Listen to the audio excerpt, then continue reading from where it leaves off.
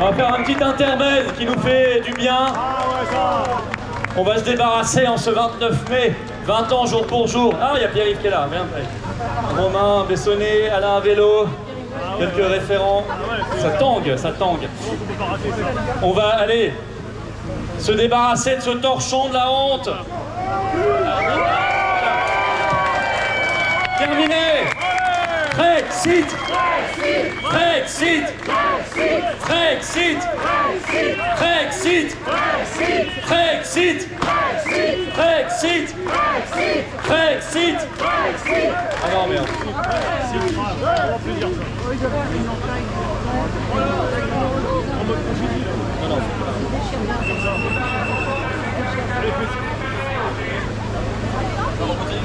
Oui. Oui, bonjour à tous.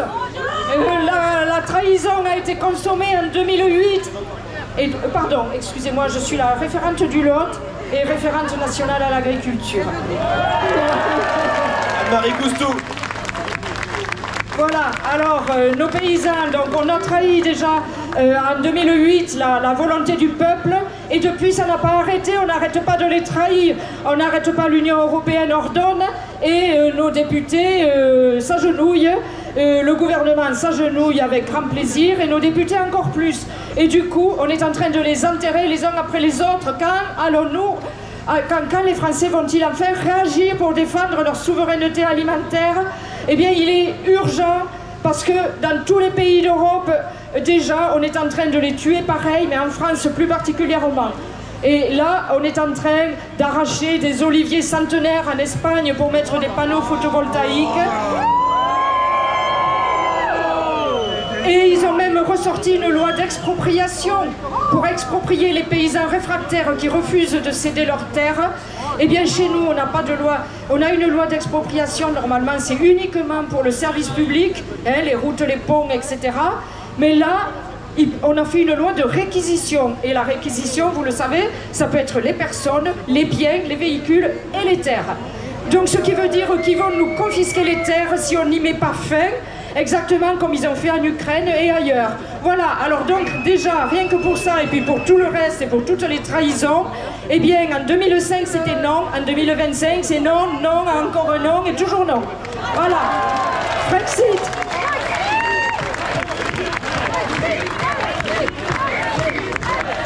Brexit, Brexit.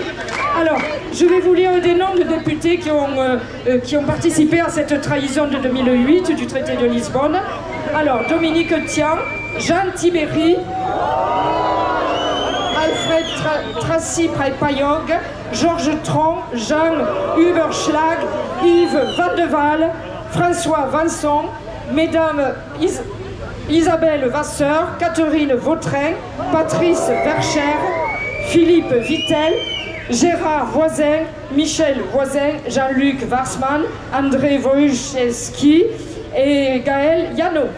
Voilà. Un petit échantillon de traîtres. Merci Anne-Marie, qu'on peut applaudir très fort.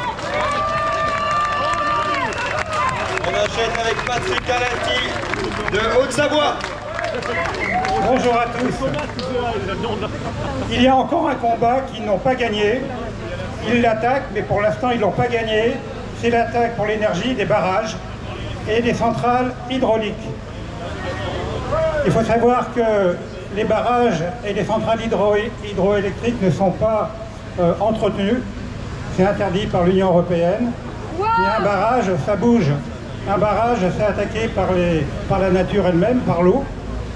Ça pèse des millions et des millions de tonnes.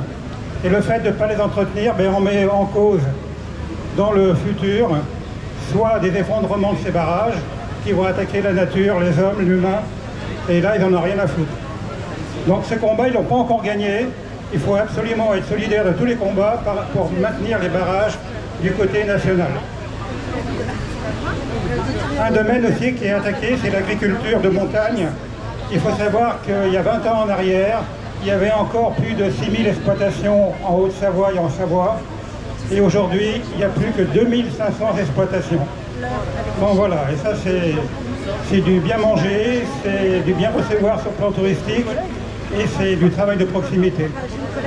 Je vous remercie. Alors il faut que je lise la liste. Alors monsieur Louis Guédon, Françoise Guégaud, Jean-Jacques Guillet, Gérard Hamel, Michel Havard, Michel Henrich, Laurent Hénard, Michel Hervillon, Antoine Hert, Philippe Houillon, Guénaël Huet, Sébastien Huig, Madame Jacqueline Hirle, Denis Jacquat, Paul Jeannotto et Yves Gégaud. Merci à Patrick Arlati, qu'on peut applaudir.